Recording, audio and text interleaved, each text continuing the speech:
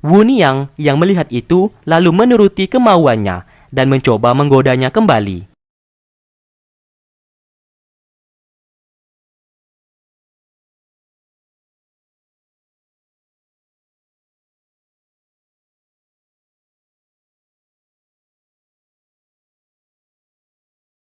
Namun seketika, ia pun langsung mengikat pria tersebut dan menendangnya hingga terjatuh.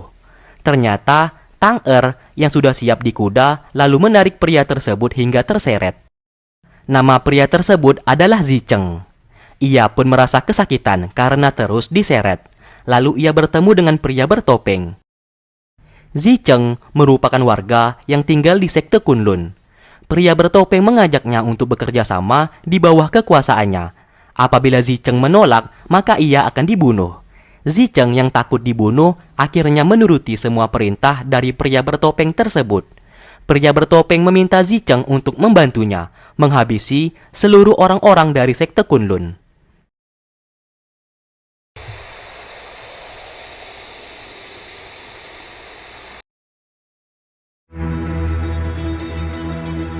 Singkat cerita, Zicheng menghampiri sekte Kunlun dan menemui Simon yang merupakan pemimpin sekte tersebut. Di sana ia mengatakan kalau ia diserang oleh pemimpin dari sekte Lembah Kesedihan yang membuatnya hingga terluka. Zicheng meminta bantuan Simon untuk membalaskan dendamnya. Namun di sana, Simon tidak peduli dan ia sudah tidak mengurusi masalah dunia persilatan lagi. Zicheng kembali mengatakan kalau sekte Lembah Kesedihan ingin menyerang sekte Kunlun. Di sini, Zicheng diperintah oleh pria bertopeng untuk mengadu domba sekte Kunlun dengan sekte Lembah Kesedihan. Namun tetap saja, perkataannya itu tidak dipercayai oleh Simon dan ia pun diusir dari sana. 我无意将断魂骨收入囊。夫人慢走，夫人慢走，夫人，哎呀。 呵，陆大侠，请。 Di lain sisi, Yan Er mengajak Suling untuk menginap di sebuah penginapan untuk beristirahat terlebih dahulu. Di sana mereka pun semakin akrab satu sama lain. Tidak hanya itu, Yan Er berencana mengangkat Suling menjadi adiknya, agar kelak ia bisa menjaganya. Ia melakukan hal tersebut karena Yan Er merasa Suling adalah wanita yang baik.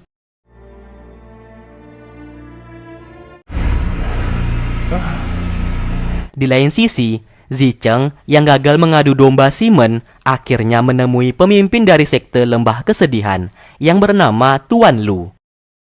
Di sana ia berkata kalau dirinya sehabis diserang oleh sekte Kunlun hingga terluka, dan sekte Kunlun berniat menghancurkan sekte Lembah Kesedihan. Ia pun meminta kepada Tuan Lu agar menyerang sekte Kunlun terlebih dahulu agar bisa menang. Tuan Lu yang memiliki hati yang baik tentu saja tidak 100% percaya kepadanya. Dan Tuan Lu akan mengirim surat kepada sekte Kunlun mengenai kebenaran itu.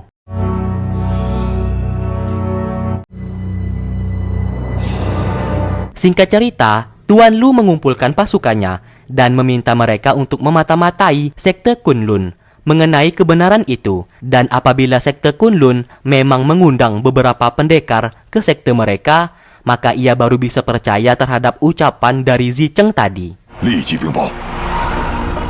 Di waktu bersamaan, Yujin bersama yang lainnya sudah hampir tiba di sekte Kunlun, dan mereka bertiga difitnah oleh Zicheng sebagai utusan pendekar yang hendak mengunjungi sekte Kunlun, yang hendak membantu sekte Kunlun untuk menyerang sekte Lembah Kesedihan.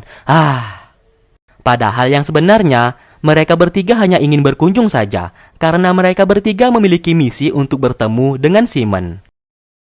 Di lain sisi, Zicheng lagi-lagi mendapatkan perintah dari pria bertopeng, yang memintanya untuk menculik anak dari Simon, yaitu Yan Er, yang dimana Yan Er akan dijadikan tawanan dan memfitnah sekte Lembah Kesedihan yang sebagai penculiknya, agar sekte Kunlun menyerang sekte Lembah Kesedihan. Sekte lembah, sekte anjay.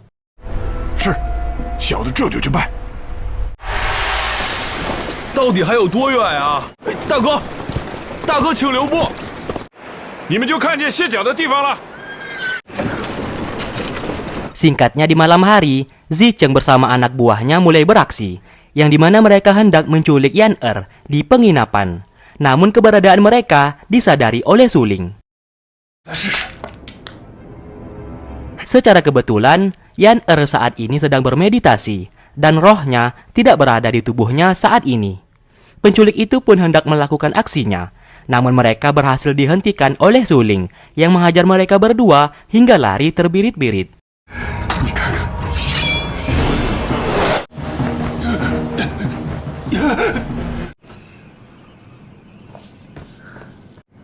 难怪他说我可以逃走。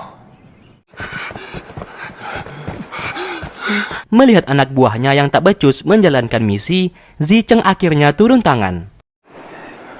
瞧我的！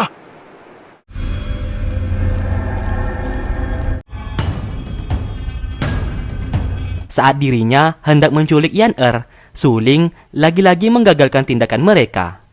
Yan Er yang sudah tersadar langsung menghajar mereka semua. 岂有此理！哎，别追了！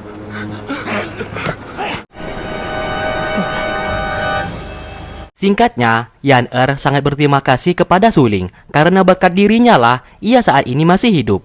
Oleh karena itu ia bersumpah akan menjadikan Suling sebagai adik angkatnya. Ia pun mengajaknya keluar dan bersumpah menggunakan 2 gelas arak untuk membuat sebuah ikatan saudara adik dan kakak. 今日我西门宴，我二人结为异姓姐妹。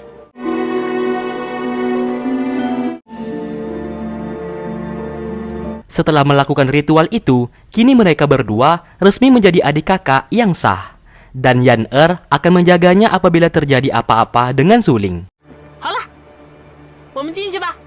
Di lain sisi, anak buah dari Tuan Lu dari sekte Lembah Kesedihan menghampiri Zicheng yang dianggap sebagai orang yang hendak mengadu domba.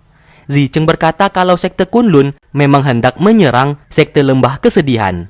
Omongannya bisa dibuktikan karena sebentar lagi terdapat 3 orang pendekar yang hendak ke sekte Kunlun, yang satunya seorang biksu dan 2 orang lainnya merupakan seorang pria dan wanita. Liang yang kebetulan berada di sana menyadari kalau orang itu merupakan Yujin dan Xiao Er.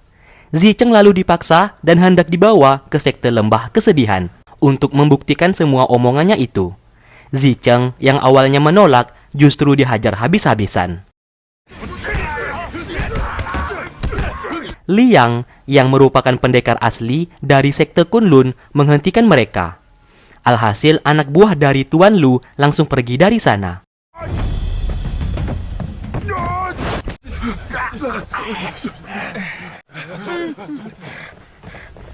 Zicheng berterima kasih kepada mereka karena sudah mau membantunya. Liang berkata kalau ia hendak pergi ke sekte Lembah Kesedihan. Mendengarkan hal tersebut, Zicheng akan membantu mereka untuk menunjukkan jalannya sebagai ucapan terima kasihnya.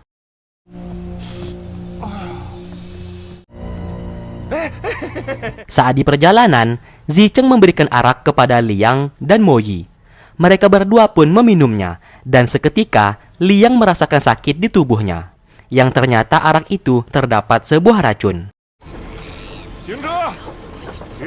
Moyi yang sedari awal sudah tahu sengaja tidak meminum arak tersebut dan langsung menghajar Zicheng yang mencoba mencelakai mereka berdua. Lalu di sana, Moyi mengajak Zicheng bekerja sama, yang dimana ia akan membantu Zicheng untuk merebut sekte Lembah Kesedihan untuk menjadi miliknya. Sedangkan Zicheng harus membantunya menangkap 3 pendekar yang Zicheng katakan yang hendak pergi ke sekte Kunlun. Di sana Liang tak ingin ikut campur dalam masalah mereka. Di waktu bersamaan, kuda milik Yujin dan yang lainnya telah dicuri oleh seseorang. Namun mereka sesaat berhasil melihat kuda mereka yang sedang terikat. Saat hendak menghampiri, seketika mereka bertiga terkena sebuah jebakan dan masuk ke dalam pasir hisap, yang ternyata semuanya itu ulah dari anak buah Tuan Lu. Kembali ke mereka, Moyi berusaha membujuk Liang agar mau bekerja sama dengannya. Ia akan memberikan kitab rahasia yang sudah ia ambil sebelumnya, dan Liang harus membantunya menangkap Yujin. Karena misinya saat ini merebut kitab jurus tapak wuji yang saat ini dipegang oleh Yujin. Mo Yi lalu mengembalikan kitab rahasia berpedang kepada Liang, agar Liang mau membantunya. 72路夺命剑法，哎，讲，你要的是剑谱，那咱们一言为定。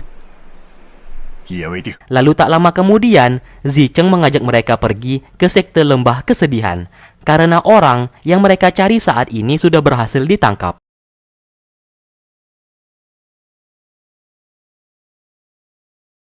Singkat cerita, Yujin, Xiao'er, dan guru Huike telah dipenjara di goa bawah tanah oleh Tuan Lu yang berada di sekte lembah kesedihan.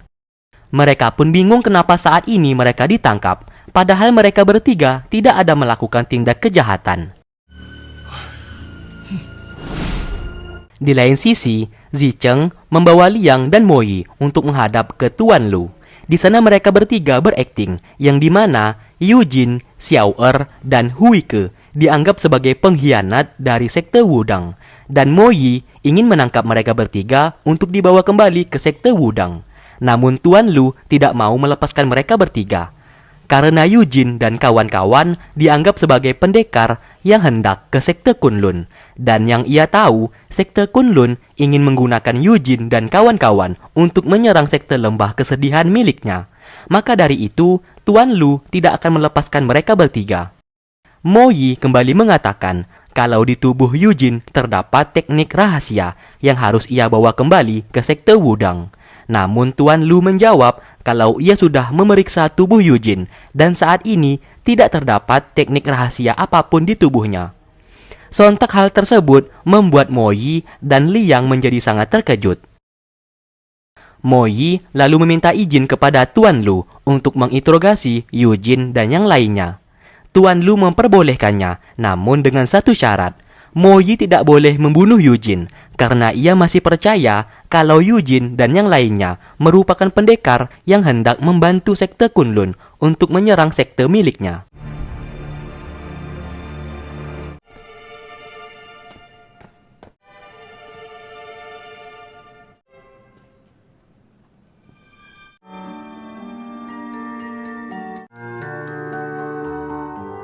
Singkat cerita, Yan-er dan Suling telah tiba di sekte Kunlun.